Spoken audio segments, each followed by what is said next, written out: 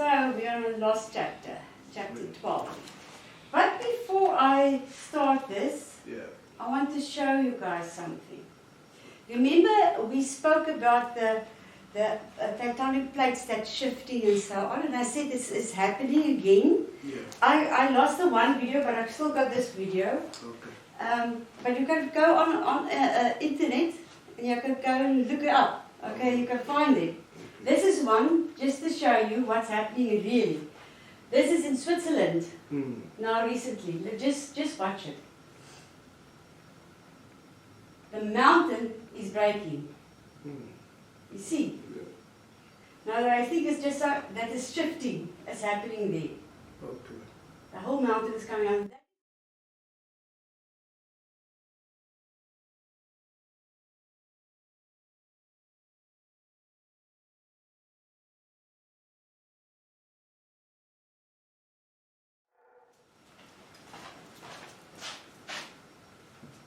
And suddenly, so that is where things is happening. You can see the mountain is going down. So maybe, say over 50 or 100 years, that mountain is not there anymore. Won't be there anymore. You see? So we don't know. For all that we know, the Catonian mountain here in Table Mountain, we don't know when it's going to decide to go like that. It was before a volcano. The Table Mountain was as a dead volcano mountain there. So if God wants to use it to blow up something again, well, lucky for or unlucky for us, it's going to do the same like Sodom and Gomorrah. It will kill everybody. But there you can see that mountain is falling down, and it's now currently that it came on as a news story. The mountain is really breaking in parts. You see, you can see what's happening there. I had another one also, but I deleted it by accident. I'm not just supposed to looking it up. Okay, but yeah, there you can see it's really happening. Okay, then we're going to go on to that. I'm going to make it a little bit different. I'm going to show it onto the TV that you can follow. To see now, this is the last chapter, but to see that boring reading that you got in your book, how we can lay it out more to a more understandable thing, that you can see what they want to say in that chapter.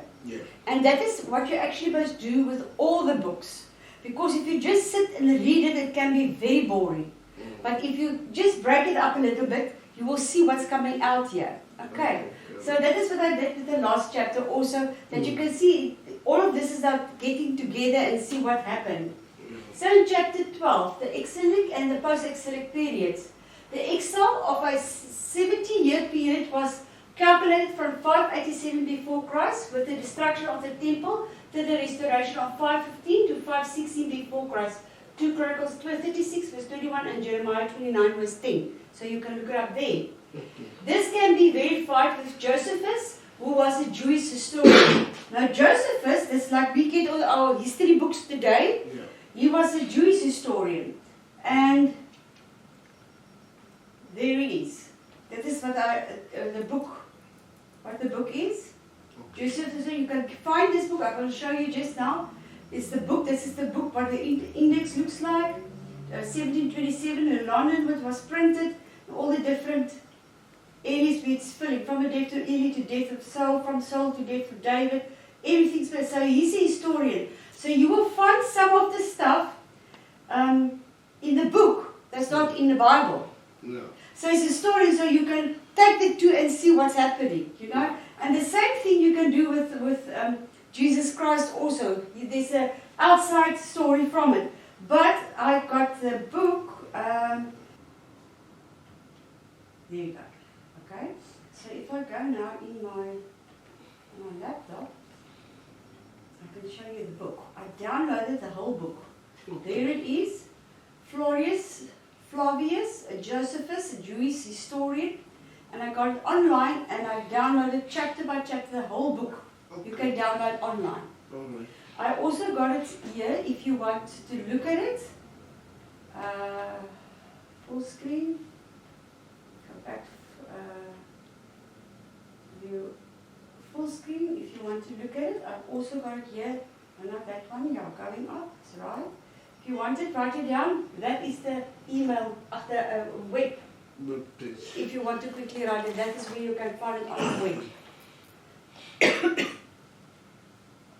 And that, if you start reading that, then you see the rest of the Jewish background, what's happened in history. That one. And then you will see how the things is fitting in from a historian and the Bible. And that you find out that there's not a thingy hanging in the air that people just think it's things that may have happened, but then you see that the Bible is really true and it did happen. It is really stuff that happened. Okay. Alright, now we go back. Now we go back, chapter 12, the Babylonian exile. The first deportation of the Jews to Babylonian was in 597 before Christ, 2 Chronicles 36, and Jeremiah 29 verse 10. King Jehoiakim and his mother with about 10,000 captives were deported. Now, in 587 before Christ, with the fall of Jerusalem, the temple was burned as well as the palace, private homes, as well as the destruction of the city walls. They confiscated temple treasures as well as the treasures and deported people again. That you read in 2 Kings 25, 8 to 12, Jeremiah 39, 8 to 10, 47, and 52, 12 to 34. Gedaliah, who had served the mayor of the palace, was appointed governor of Judah by the Babylonians. He ruled from Mizpah until his assassination in 582 before Christ. Gedaliah's father had protected Jeremiah in Jeremiah 26 verse 24. Ishmael, a member, not Ishmael, not Isaac and Ishmael. Ishmael was another name. A member of the royal house was encouraged by the king of Ammon to assassinating a small Babylonian troops. Ishmael escaped to Ammon. During reprisal to attack, Nebuchadnezzar, Gedaliah, friends to Jeremiah against his will and fled to Egypt. Now the Jews in Babylon. Jeremiah 52 verse 30 mentions a third deportation in 582 before Christ, which may have been Nebuchadnezzar's punishment for the continuing disorder among the Jews. The Jews in Babylonia. So we see here that we didn't see before, and we didn't know, there were three. Here you were three exiles. There's number 1, there's number 2, and there's number 3. There were 3 exiles, not only 1. We always think there's only 1 exile. No, there was 3. There were 3. Let's go back. Jews in Babylonia. The first exiles were settled in the region of the river Sebar. Ezekiel 1 verse 1 and 3, etc. Jeremiah believed that their stay there would be lengthy.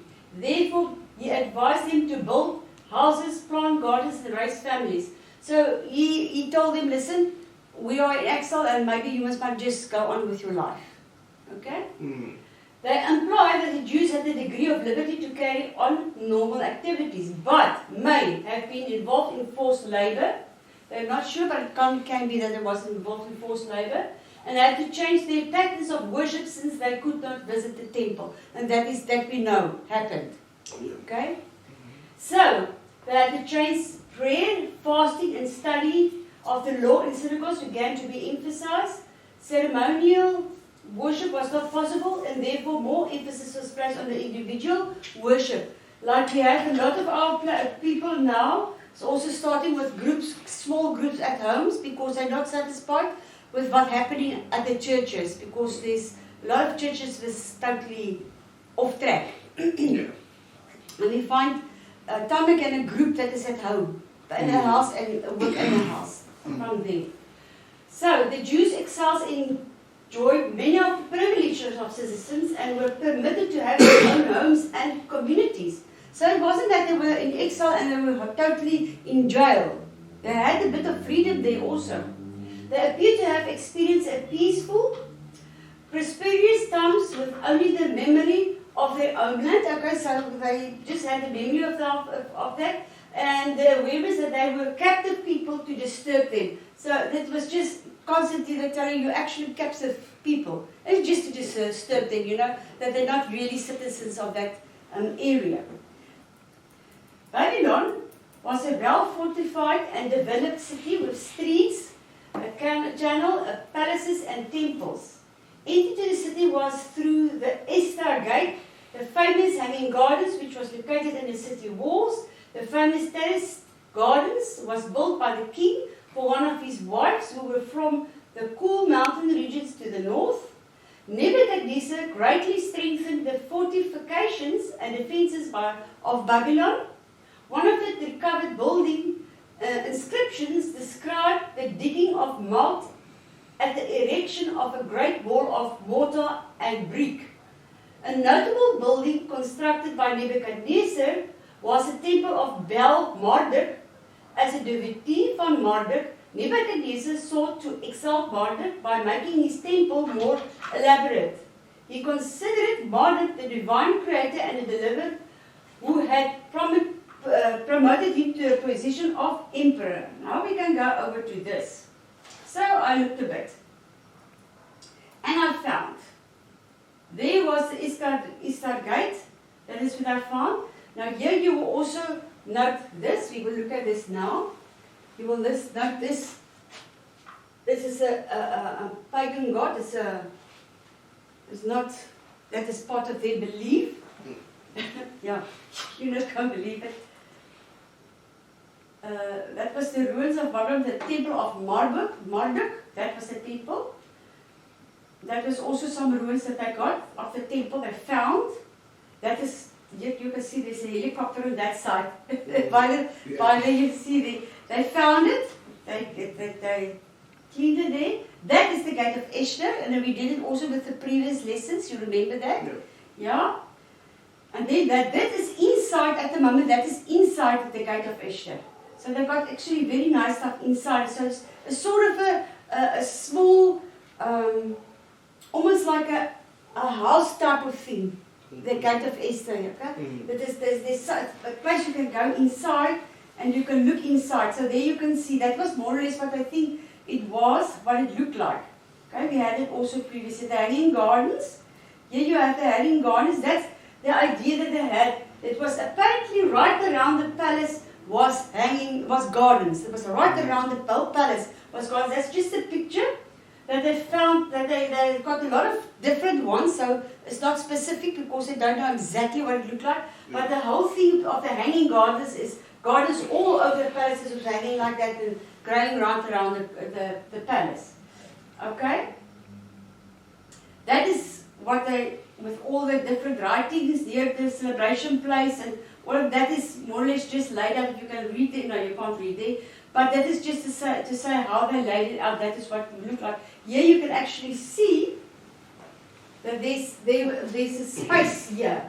There's, you know, a space there, not sure, but a space. So from there to the other side, there's an opening where you can actually walk into. You go in, and that is what they still got there.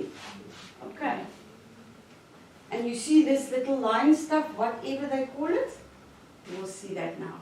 So you can see there what's going on. Okay, that one is the temple of Bel Marduk. There they found it. That's a construction they made, but what it would have looked like more or less. The temple of Marduk. The big stuff is the temple, and this place is big stuff. I mean, our castle in Cape Town is not a quarter that size. Okay? That is the Lion of Marduk. That's what I think they call it. The Lion of Marduk. Yeah, Lion of Marduk. This is again the same picture. But that funny thing that is white on all the walls is the Lion of Marduk. There you go. There you can see what it looked like. That is the Lion of Marduk. Okay? The Temple of Marduk, we got the Temple of Marduk. That is parts that also found it. That is the pieces that's still left over of that Temple of Marduk. Marduk God, that is not the Marduk God. That is the murder of God.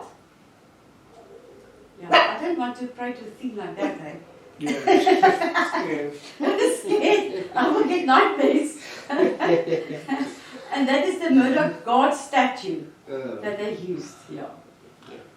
So, okay, no, we're not there yet. Okay, so we go back to this reading. So, Nebuchadnezzar, go on there. Nebuchadnezzar's successor was his son Amel-Marduk. Evil Marduk, that evil word is fitting nice there. Eh? Evil Marduk. He did not possess the decency, justice, nor ability for his illustrious father.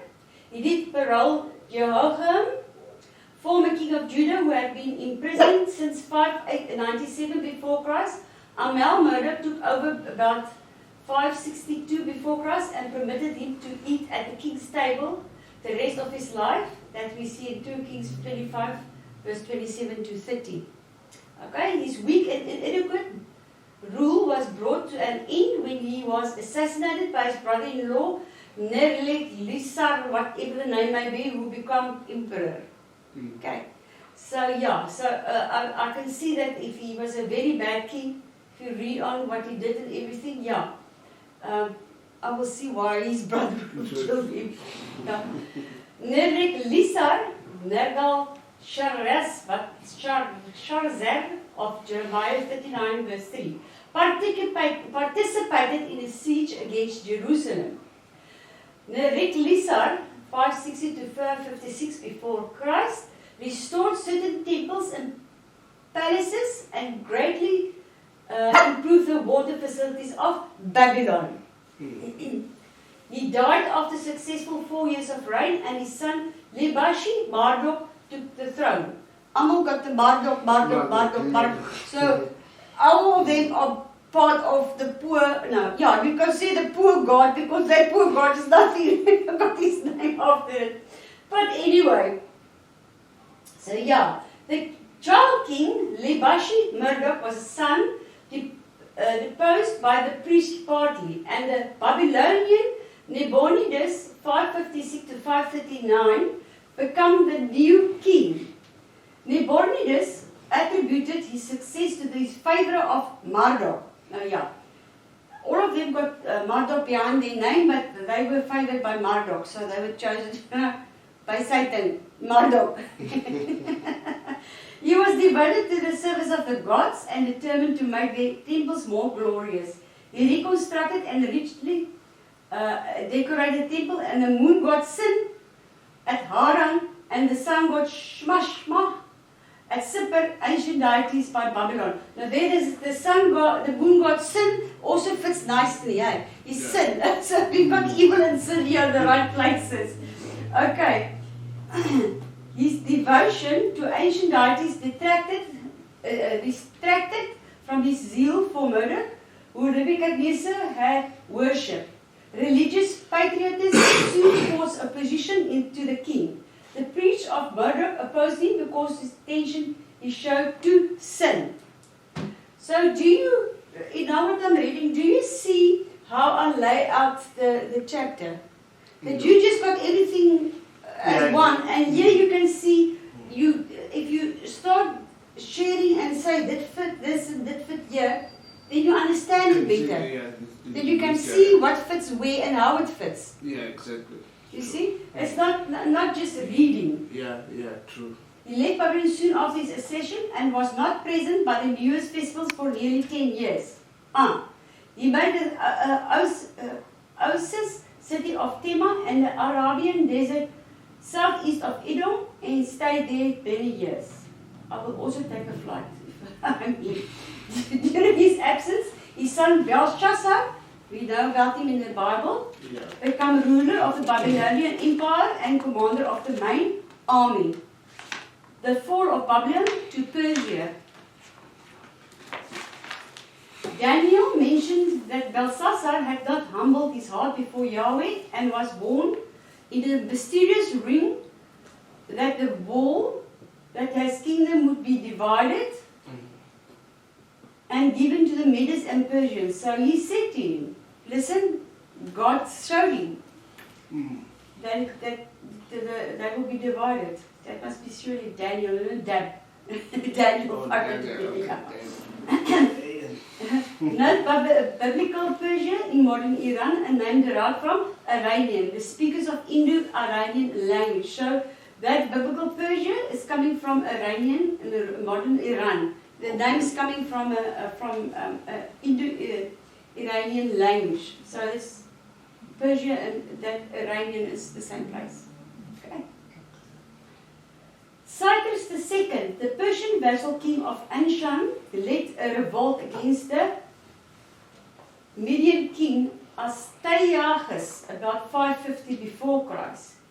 Now there you can see what he did. He seized the capital Ekbatana, dethroned Astyages, and established the Achaemenian dynasty to rule over the vast Median Empire.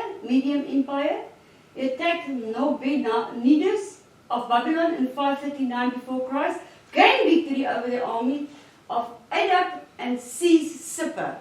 So this Cyrus II, the Persian vassal king of Anshan, really had a big revolt there. Led a revolt against the Median kings, and he did a good job of his story.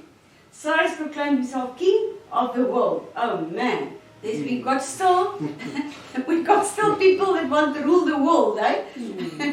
So that desire of they want to rule the world is still there. Yeah. They still want one person to rule the world. And they don't understand that they've got a wonderful God that's ruling the world anyway. So they won't be able to step up to you.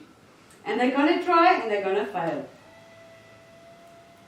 So he created the largest temple known until his time.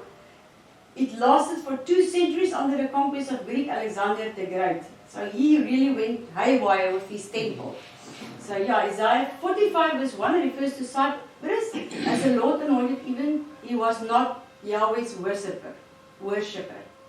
But a prophet Isaiah saw how Yahweh had used him to defeat the Babylonians and restore the Jews to Jerusalem. Now, come and look at that.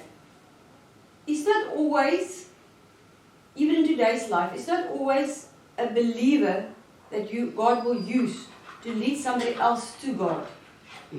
It can be a non-believer, or would we say a so-called Christian that may plant a seed, and that person may start looking and they lead the person to God. So God can use the unbeliever to do stuff to get something right. You understand? It's not to say he's going to use a believer to get something right. That's exactly what happened here. Darius wasn't a believer. He didn't want to work for God. So Cyrus, he used him, and yeah, did I say Cyrus? Sorry. He used Cyrus to get what he wanted. And that is they saw. So the prophet saw that. And he worked to restore Jerusalem to get to what he wanted. So we must remember that. It's not to say if it's a non-believer and do something and something happened that is not God's will. It can be God's will. Okay? Jeremiah 52 verse 28 verse 30, the theological explanation of exile in the restoration. That indicates that 4,000 Syrians were taken captive during this deportations in 597 to 587 and 582. But now, if you look at it normally in the Bible, they normally give only the males. So what could have happened here is that this was only the males that they mentioned. So what about the women and the children? So it could have been quite a big amount of children, people that was deported.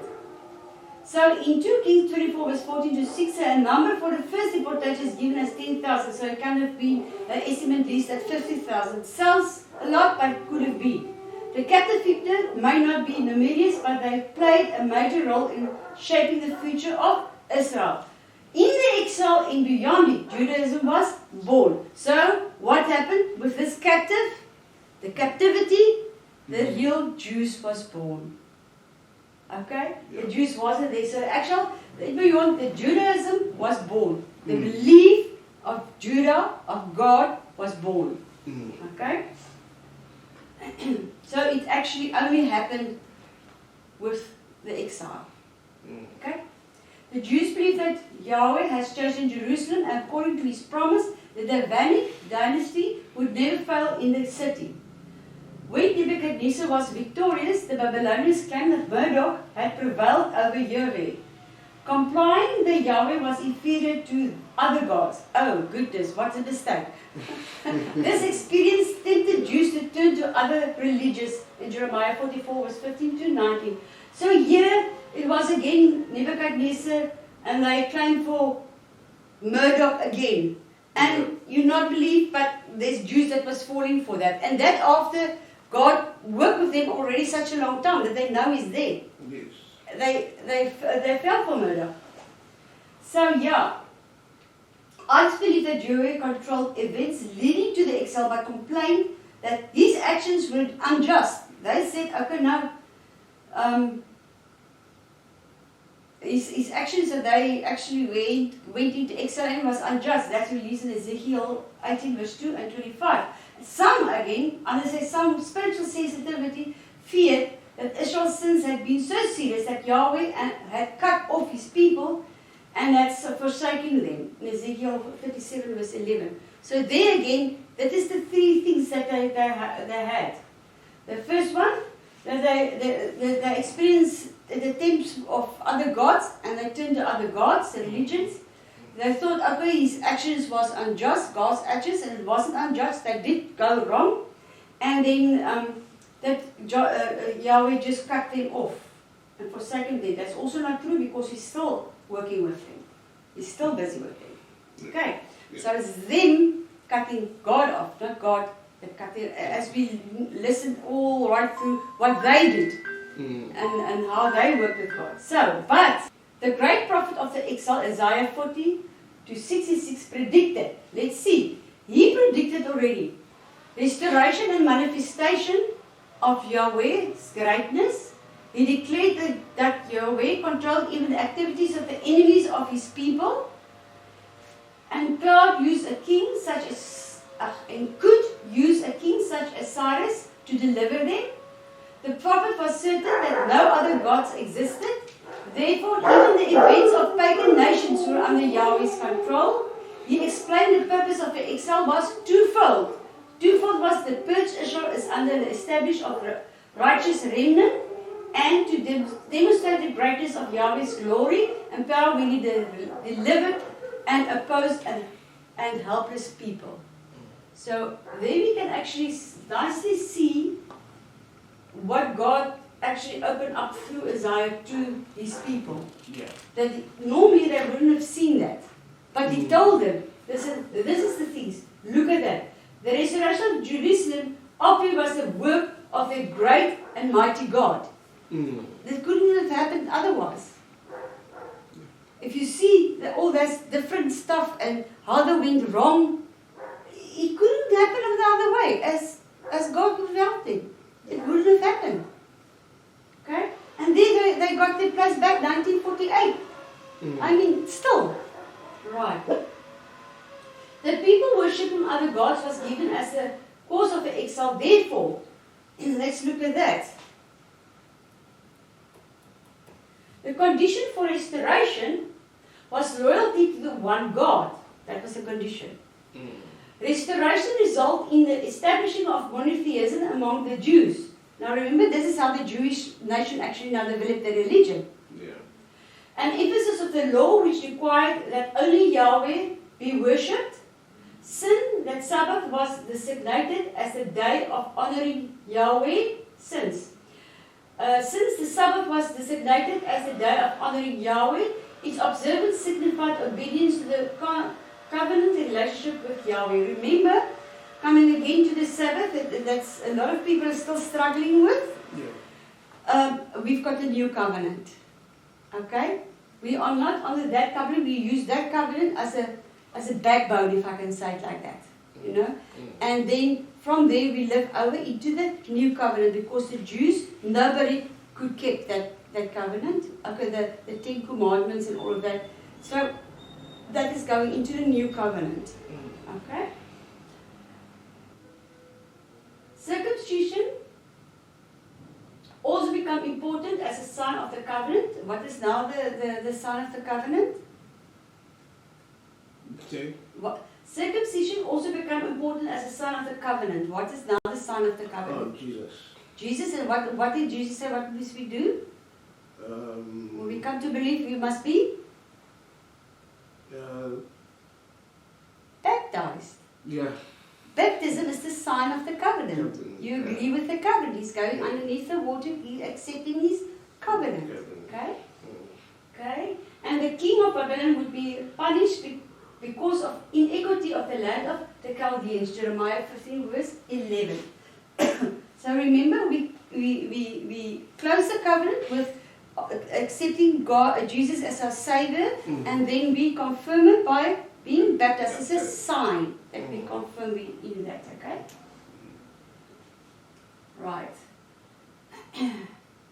The restoration from Babylon captivity was depicted as the new Exodus, and was a divine act in which Yahweh would prepare the way through the desert and provided flowing water. That is actually fantastic, that he got flowing water, eh? Isaiah 40 verse 3 to 5. Remember, I also showed the photo, the rock that was open. Yeah. In our previous lessons, I showed that also see that it's the rock. The restoration result was a renewal of the covenant with the unworthy people. That's Isaiah 42, 10 to 18 and 48, 1 to 11. Jeremiah predicted that. They're becoming.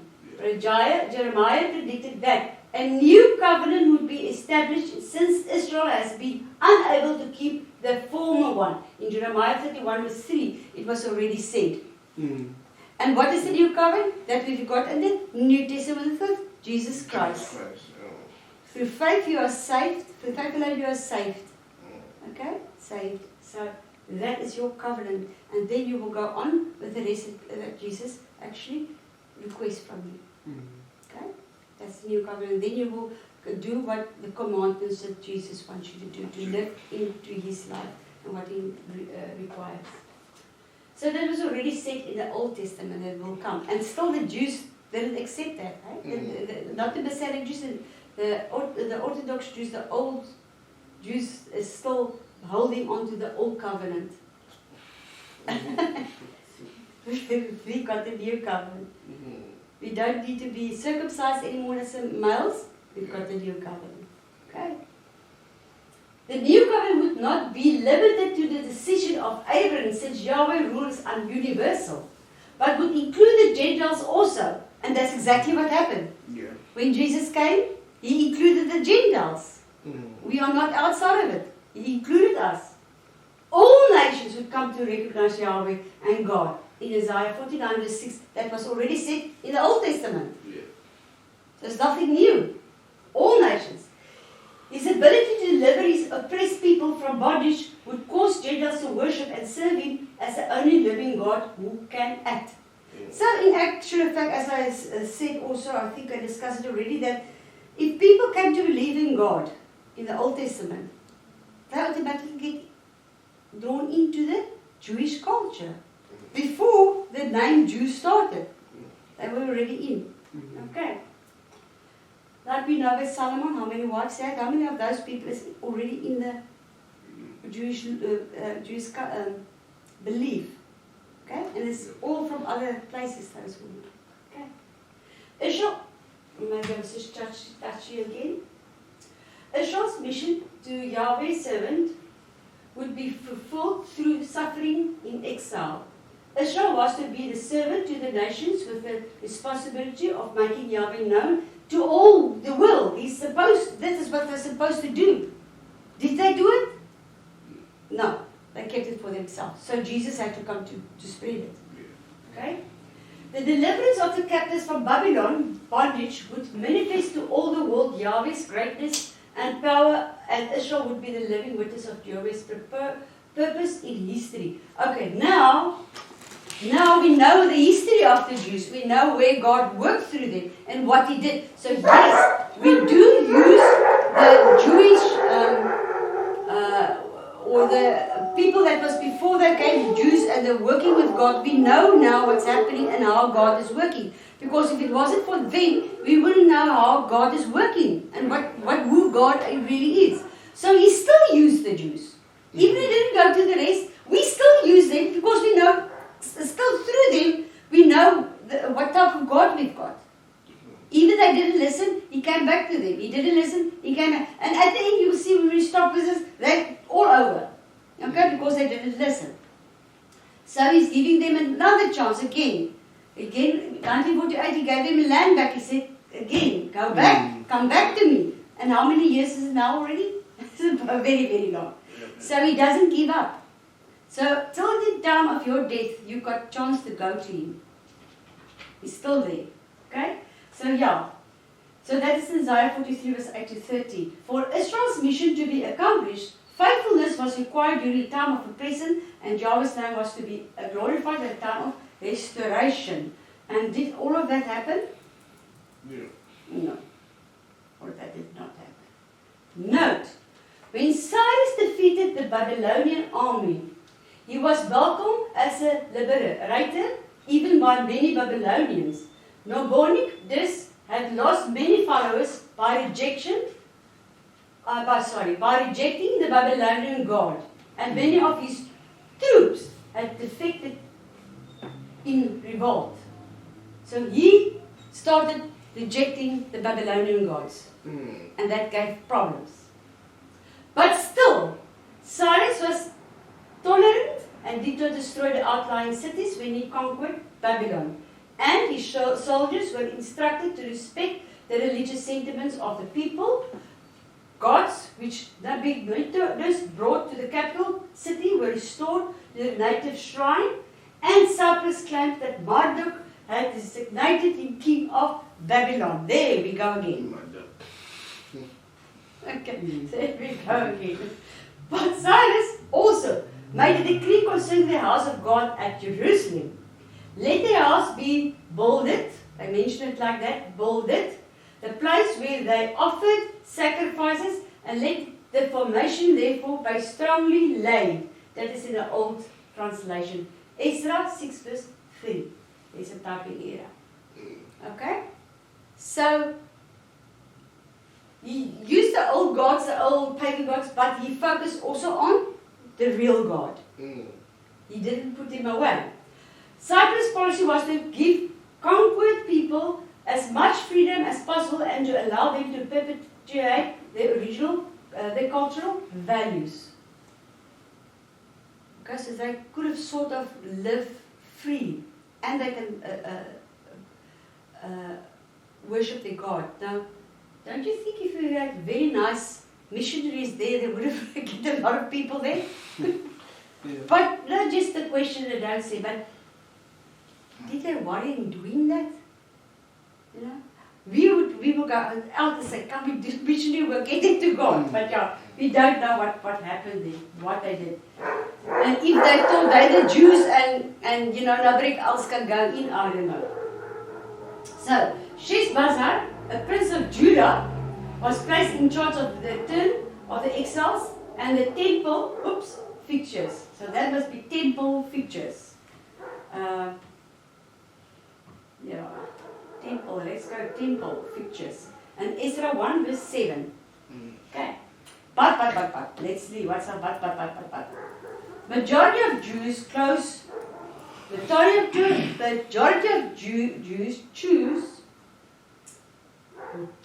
not to return to Jerusalem.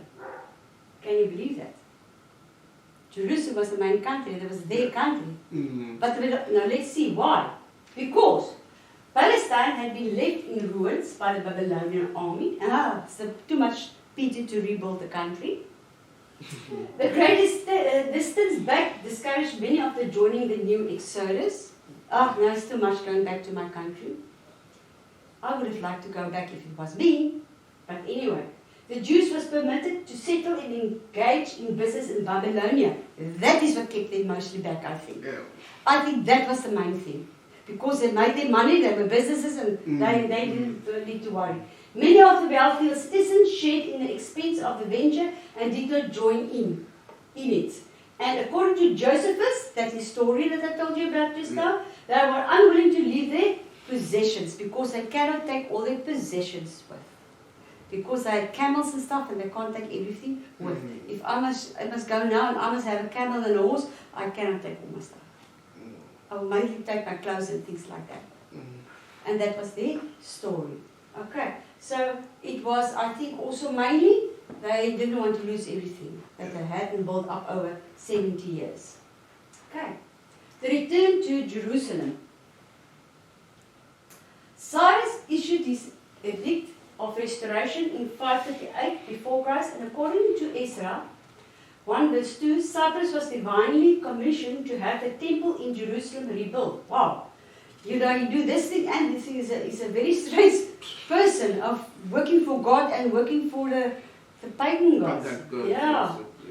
Those Jews that remained behind were the contribute silver, gold, and goods and animals. The number of Jews returned was given as 42,360. Ezra 2 was 64. So they used Cyrus to build this temple to get his people back. And he was not a godly believer. Yeah. Not a lot is known about the migration back to Jerusalem, but Ezra mentioned Sheshbazzar transported temple vessels and gifts of gold and silver to Jerusalem as the captives returned. In Ezra 1 verse 11 and 2 verse 1. Sheshbazzar disappeared from history and his nephew Zerubbabel appeared as leader and the work of the temple were delayed. So we don't know exactly what happened there with him and where he disappeared to. And it seems like the historian Odom didn't say us very what was happening there. And Ezra 3 verse 6 is noted. But the foundation of the temple of the Lord was not yet laid. That was in Ezra. And the later passage credit was given to Sheshbazzar for laying the foundation of the temple, but the work did not continue in Ezra 5 verse 17. Zerubbabel is believed had also part in laying the foundation in Ezra 3 verse 6. So they both had part with the temple. Yeah. Now I think the temple wasn't such an easy thing to build. That was a big thing. Cyrus died in 529 before Christ during the campaign against the Nomadic people in the area of the Aral Sea. His son Cambyses in 529 to 52 before Christ was able to add Egypt to the empire of 525 before Christ. Now I'm getting terribly hot. Right. So, Cambyses reversed his policies towards religion and destroyed the temples of Egypt again. But he did not destroy a temple of the Jews who had settled in Elephantine. Now, this is quite interesting. Neither is there evidence that he interfered with the Jews in Palestine. Other groups of exiles returned after 538 before Christ back to Palestine and those places. The prophet Haggai revealed that the farmers were pledged by drought and crop failure in Haggai 1 verse 9 to 11 and 2 verse 50 to 17. He interpreted the hardship to have been the result of the people's failure to rebuild the temple. So he also gave them this, and this has happened because you didn't really rebuild the temple as the instruction was given. The Samaritans become accustomed to the free access to the land of Judah, and they resisted the Jews' efforts to re-establish the city and to build up the surrounding area. The returning Jews considered themselves to be true Israel and claimed ancestral lands. The settled Jews regard the land as theirs. So we've got it also in South Africa. The people want to claim their ancestral lands. Right? Darius 522 to 586 before Christ succeeded Cambyses as king, and little work was done on the temple in Ezra 4 verse 24. The people of the land, so the people that stayed there, opposed the rebuilding of the city, and they also appealed to the new king to prevent construction. The Edict of Cyprus has been forgotten in the Persian court, and search had to be made to recover it. So they wanted to recover that. So, with the rebuilding of the temple, I'm going fast through it that we can get through it tonight. Alright. Okay. So the Babel, being offspring of Babylon, was the son of Shealtiel, the grandson of Jehoiakim. The spiritual leader was Joshua ben Jehozadak from the Zodokite priestly lineage. About 250 before Christ, about 18 years after the commission for Cyrus, the prophets Zechariah and Haggai exhorted the Jews to complete the temple. Haggai was old and could have seen the old temple before the destruction. So he could have seen what a real temple looked like. So he had an idea what to build. And that was 18 years after the foundation was laid. The theme of the book of Haggai is about the rebuilding of the temple. So let's see. He proclaimed that the people had neglected the worship of Yahweh and the use of the temple. Therefore, they suffered punishment. Haggai 1 verse 1 to 11. And that is possible. We know that God directly worked with the people. The people proclaimed, and they were unable to. The people complained, and they were unable to do a work compared to the glory of the first temple. But they were reminded that Yahweh was able to accomplish His work, since the silver and gold belonged to Him. Haggai 2 verse 3. Yeah, they complained because now it's work again. It's hard work. It's quite a long time afterwards. It's hard work. They complained. Returning exiles become convinced that to avoid a repetition of the sin which had caused the captivity, the altar and temple must be restored.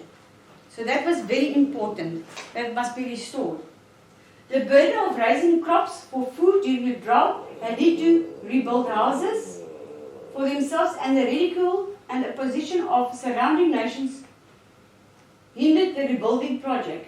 Okay, maybe you can take that maybe as something, rebuilding houses, getting houses and getting food ready, crops of food, but anyway, yeah, that was part of it.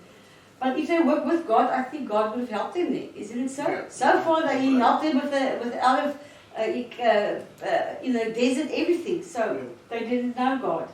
The temple was finished about 516 before Christ and came to be referred to as the Zerubbabel temple because he was in charge of the Jewish community during most of its construction. That was Ezra 5 verse 2 and 6 verse 15. The second temple stood for 500 years until Herod began in 20 before Christ to build.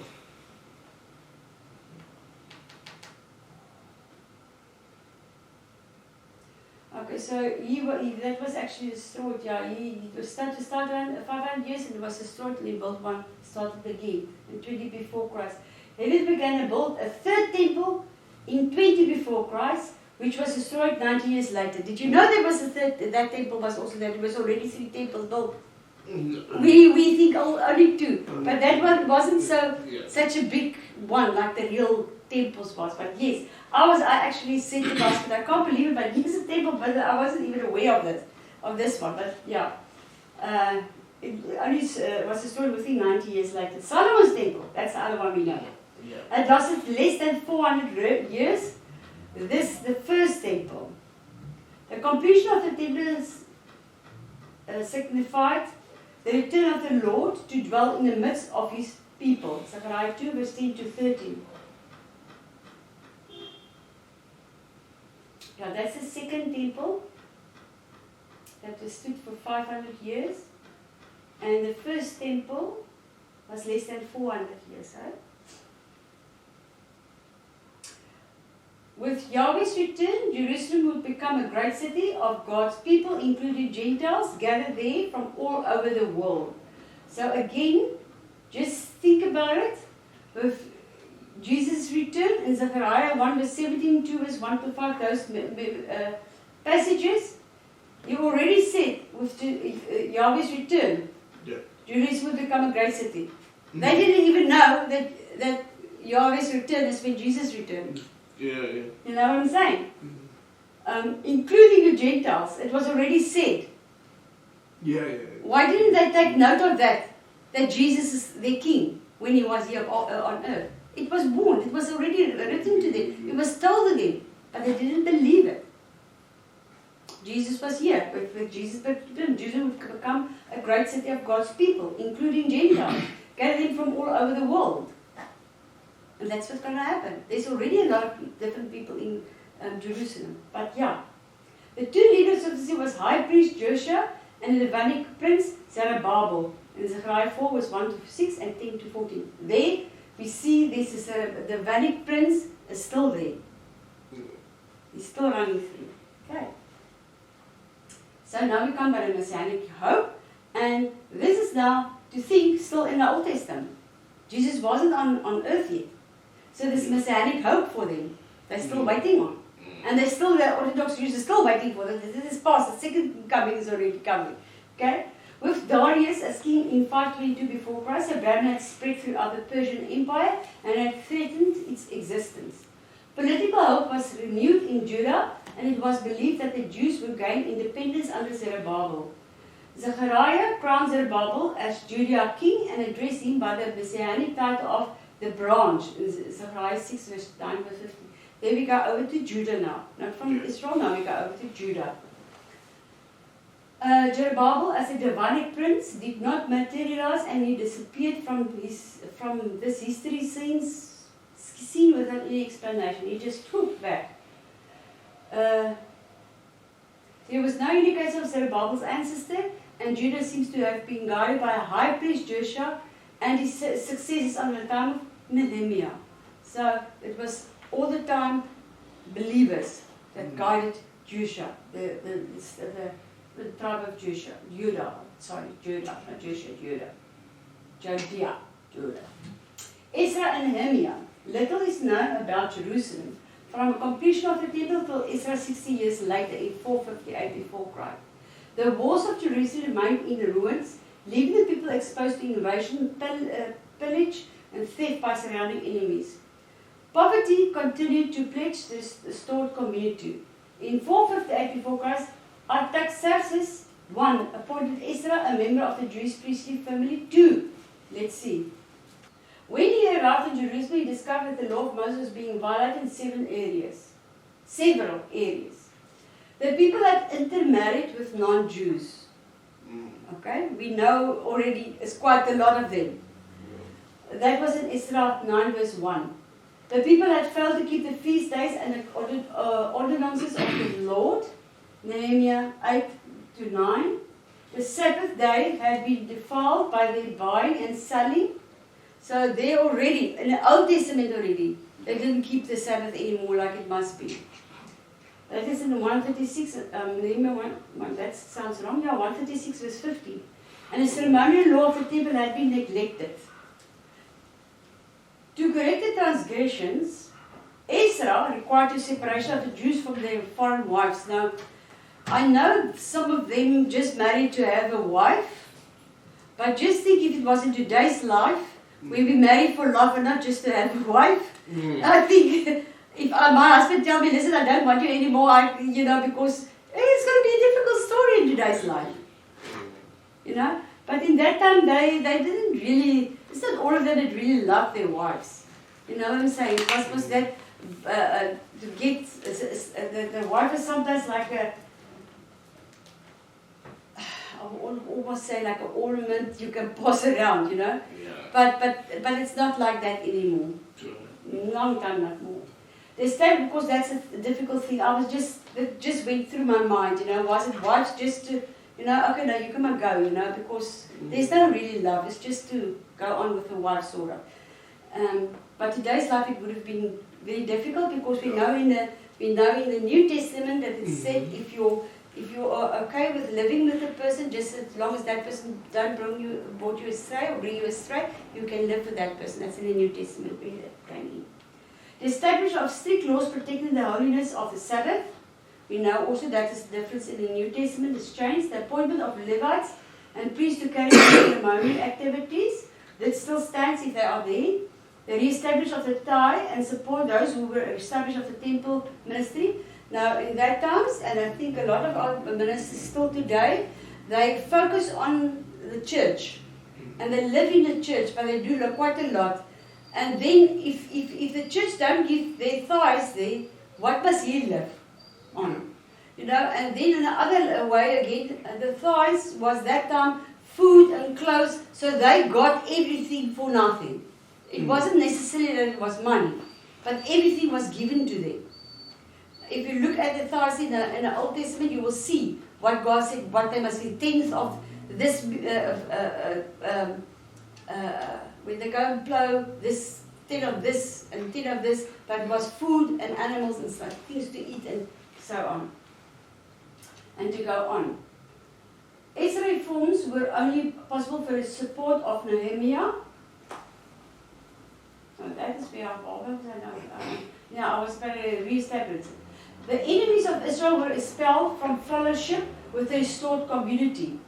Nehemiah 13 was automatic. The fellowship won't be allowed because they're enemies. They won't fit in. Because the fellowship is more holy. So Ezra reforms were only possible with the support of Nehemiah. Nehemiah arrived from 446 to 445 before Christ and served as an official in a Persian court. Now look again. Nehemiah learned of the deplored conditions of Judah. He requested permission from Artaxerxes to go to Jerusalem and to rebuild the walls and ruined portions of the city. He was appointed governor of Judah by the Persian ruler. Again, by the Persian ruler, he was governor, right? And was given the necessary documents to establish his authority. Again, God stepped in. He was, through the Persian ruler, he was accepted. When his surrounding enemies attempted to interfere with the progress of his construction, he proposed a practical plan of posting guards all around the city and arming the workers to ward off any attack in the vicinity. But the Sumerian Sanballat conspired with the Amorite Tobiah and the Arab Geshem to attack the builders and destroy the walls. But, let's see what happened.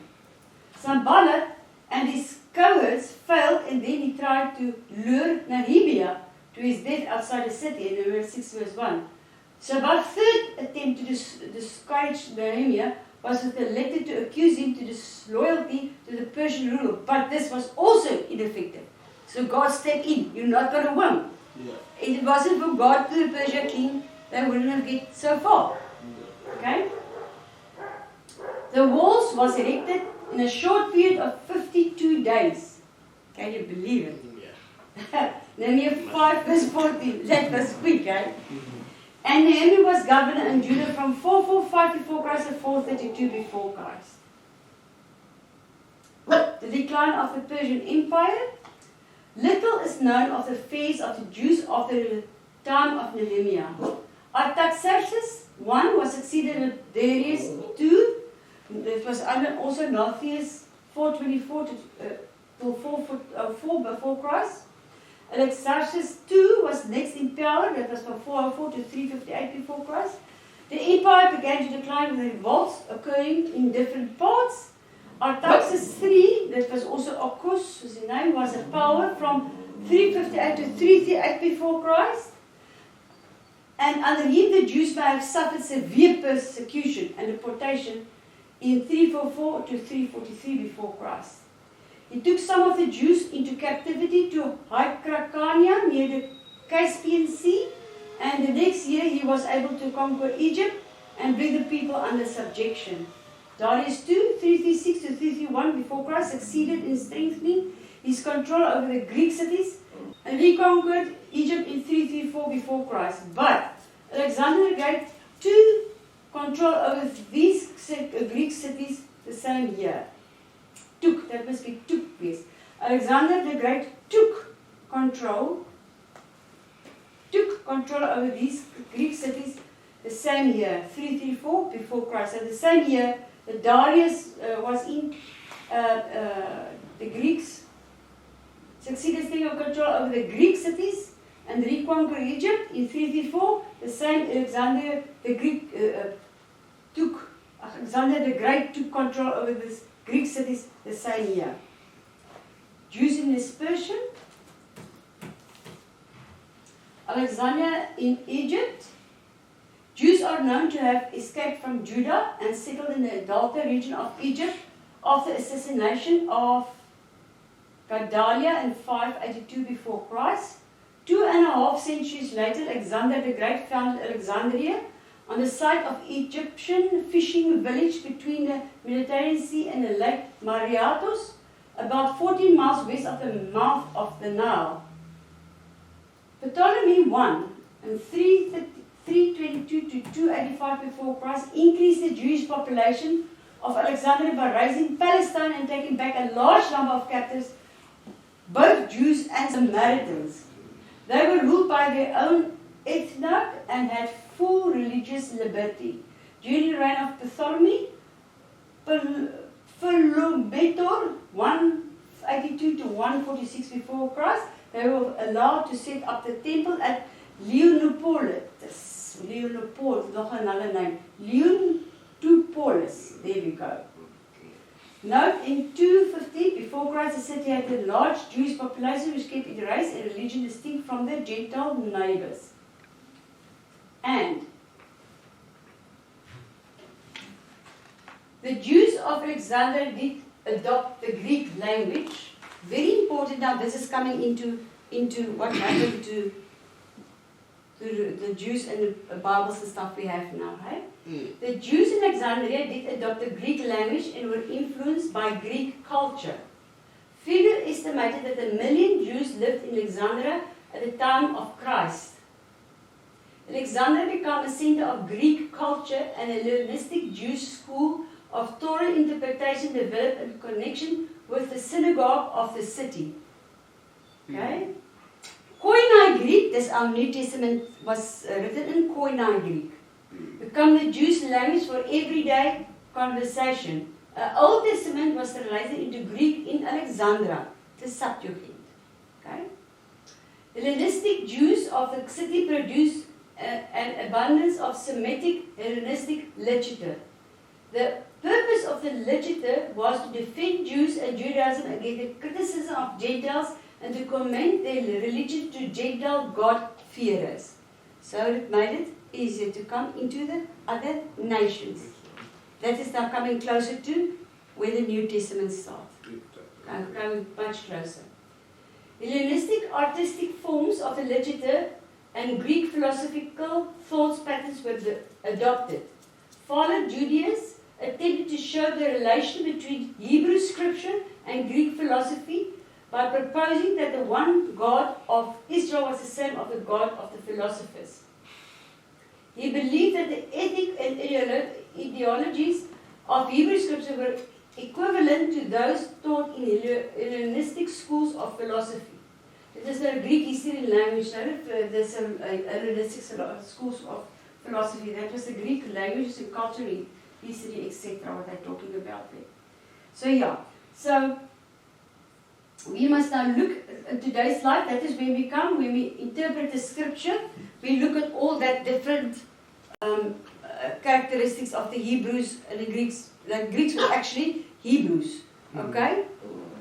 It was Hebrew, so that is a Hebrew culture with a Greek language.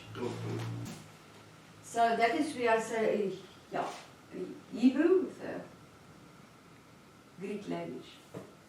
Would I rather say a Jew with a Greek language? Because Hebrew is a language, so it's a Jew with a Greek language. Yeah, okay, that's rather right. Elephantine in Egypt, interesting. The Elephantine, now you already hear how many different places the Jew was already. It's not one place, they were already by a few different places. Now here's another one. The Elephantine Island was found at the first cataract of the Nile, where the Aswan Dam was built in the middle of the Nile, the 5th century before Christ. Numerous drawings of elephants dating back to prehistoric times were found on the rock near Elephantine. The recovered Elephantine Passover papyrus of 416 before Christ mentions Handanah, who may have been the brother or successor of Nehemiah. So again, the priestly line is going on. Okay? Hannah passed the royal decree down to Yodona, the priest of the Elephantine community. The decree ordered the Feast of Unleavened Bread to be observed in accordance with Jewish law and implied that Darius II sought to standardize the worship of the Jews in the western part of Persian Empire in accordance with that was set forth by Ezra. With that was set forth with Ezra. Ezra 7 verse 24. Bar-Kokhba, who was a Persian governor of Judah, and he laid heavy penalties on the Jews as punishment of the disturbance. Johanan, who was a high priest.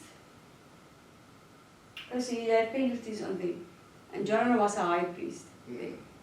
So there was, but they looked like they were the most pure line that was there in Elephantine. I will show you photos just now. In 410 before Christ, during the absence of the Elephantine governor, a riot broke out and the Jewish temple there was destroyed. The Egyptians were prejudiced against the Jews because of their privileged position and objective to their practice of offering animal sacrifices. With rebuilding of the temple, the Elephantine Jews request Bar-Kokhba, governor of Judah, and Sanballat, son Delilah, and Shelemiah of Samaria to support their petition to Arsamas, governor of Egypt. The request was granted with the stipulation that no more animal sacrifices were to be offered, only incense, meal, and drink offerings were to be used. So they were against the offerings of the animals, and that was part of the request that God wanted. But yeah, they went on to that, and the temple was rebuilt in 420 before Christ. The original temple was standing before Cyrus' invasion of Egypt in 525 before Christ. What happened to the Elephantine Jews is uncertain. They don't know. They also disappeared. There's a lot of people that don't know really what happened with them. Assyria of Babylon. Assyria and Babylon. After Samaria was defeated by the Assyrian army in 722 before Christ, Cyrus II carried the Israelites of the northern 10 tribes away to Assyria and placed them in Halah and on the harbor of the river of Gozan and in the cities of Medes. 2 Kings 17 verse 6. You see, there's also a lot of places there. They were replaced by people from Babylon, Katha, Ava, Hamath, and Saparvium. 2 Kings 17 verse 24. So there we can also see the Israelites is all over. They're not in one place anymore. They're all over. Okay? The dynasty of the northern Israelites, the Jews deported from Judah into Babylon, maintained their identity. There you see the Israelites from the Judah tribe. Okay? They multiplied and enjoyed a considerable measure of liberty and prosperity, and only a small portion exiles returned to Jerusalem under Zerubbabel leadership. But by the time of Christ, Josephus, that is again the historian, referred to Jews in Babylon as immutable Myrids. That's what they call them. Josephus also mentioned 2,000 Jewish families which Antiochus III, the Great 223 by 178 before Christ, transferred from Babylon and Mesopotamia to Phrygia and Syria. A strong force of Jews remained in Babylon.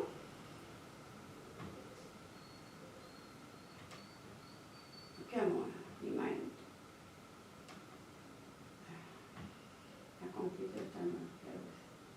Remained in Babylon and perpetuated the traditions of Judaism.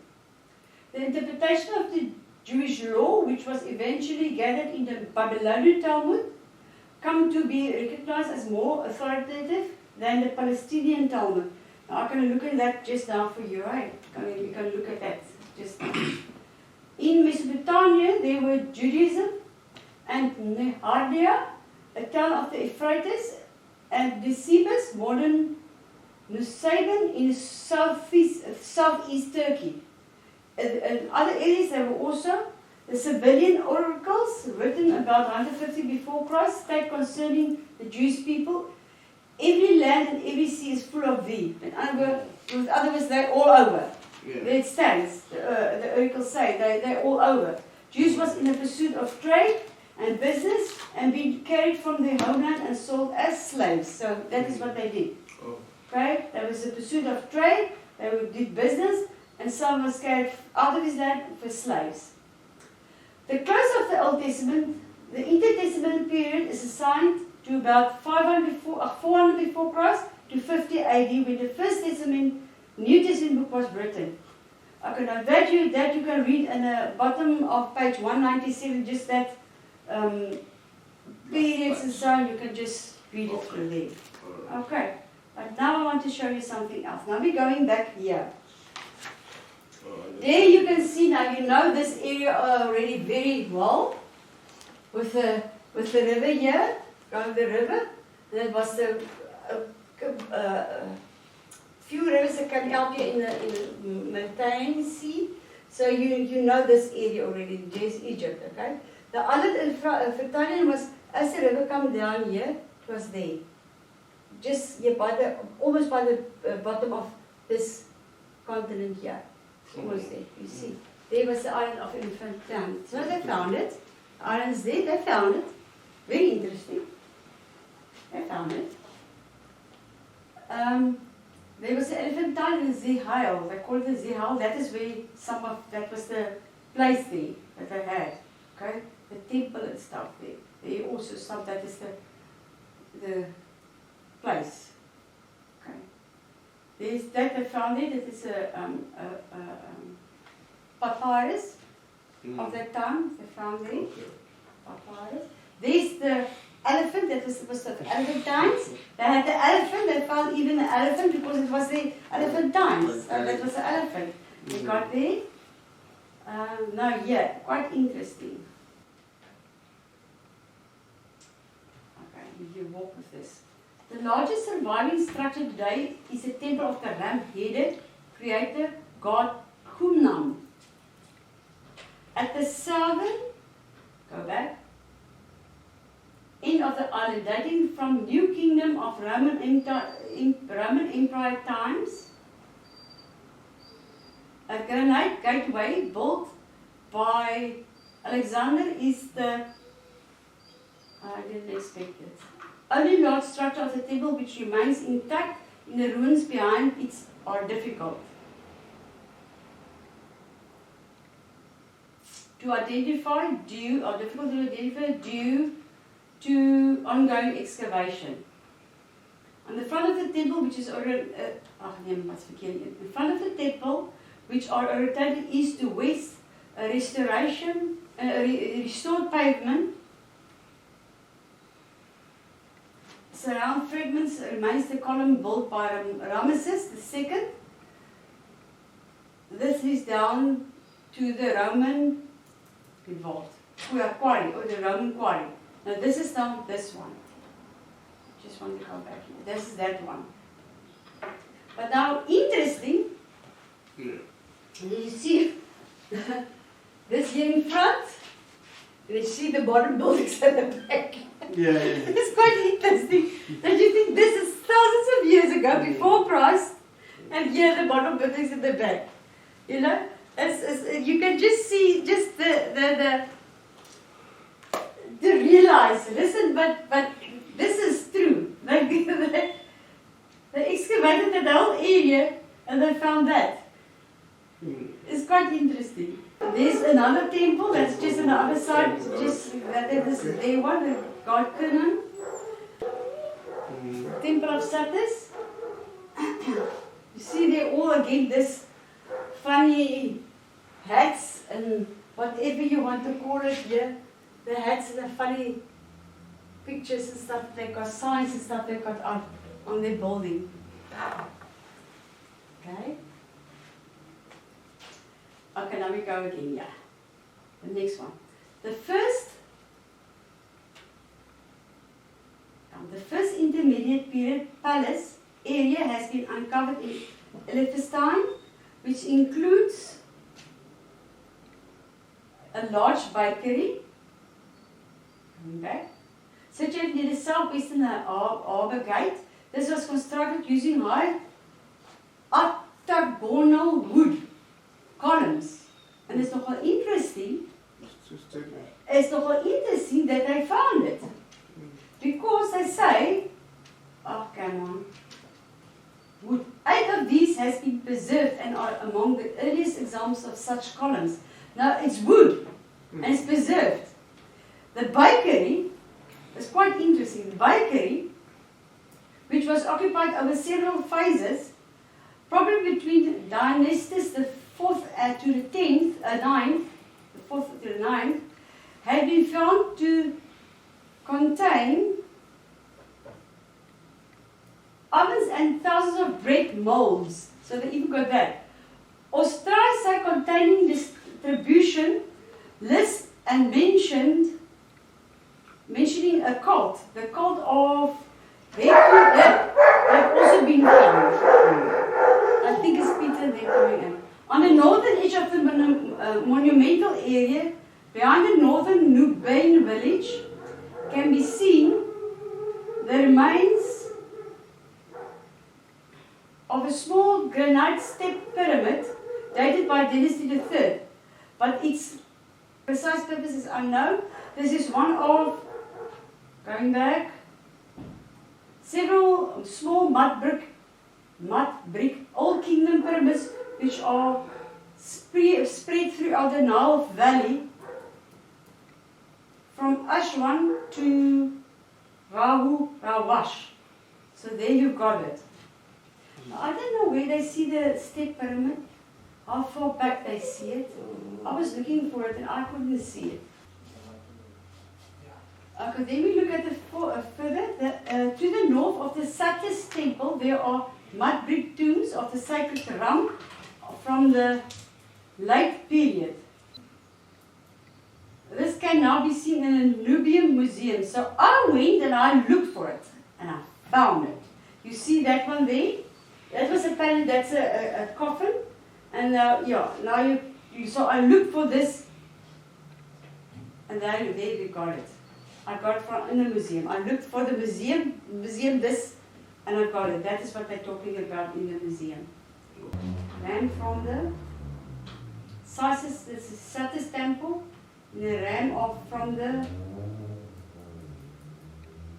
late period. Yeah, but the ram was in this temple. There was a ram, so most probably this ram was also something according to them holy, but they found it. They found that ram. That's that one. So yeah. Then we've got the Babylonian Talmud. This just remember those stuff would have been written on clay tablets and stuff. Okay, it wouldn't have been on paper. Yeah. This is just a part of the oldest part on paper that they could find. It's one of the oldest one of the Babylonian Talmud. The Persian Talmud I couldn't find. That is also Babylonian. Okay, then we've got a smaller. That is one of the. Now you can actually go up, and I didn't think of this. Then you can see the ram. And the Babylonian Talmud. That's what I got. The Talmud of Meshina. Now you know about that. We also spoke about not the Talmud, but the area we spoke about. That is their one. That's also pieces that they got from it. The oldest Torah scroll. Now, what is the difference between a Torah and a Talmud? Okay, let's see. The Torah, this is the oldest scroll they got about it. The Torah refers to the 5 books of Moses, also known as the Pentateuch. The Greek one is the Pentateuch, okay? Which for Jews is the core part of the Jewish faith and the source of the main laws and ethics. The Talmud is a record of the rabbinic debates in the 2nd and 5th century on the teachings of the Torah, both trying to understand how they apply and seeking answers for the situations they themselves were encountering. So we know now they had a lot of different problems there and situations. And things of what they did with all the other gods, and so there was a lot of different stuff. And that is where they had the two different ones. This one is the Pentateuch, the Torah. With other words, this is our 5 books of the Bible. This 5 books of our Bible is the Torah. Okay, that is the Torah. So that is legal books, if I can say it like that. The Jews take it as their legal books. But the Talmud is that with all that happened, they started with the new churches. They didn't have the Torah yet, it wasn't written yet, and they discussed what is what, and they wrote the Talmud. Okay, so it was before the Torah, because the Torah was only written after that. Okay. Or they, maybe I'm taking a chance, it could have been before that, but they didn't have the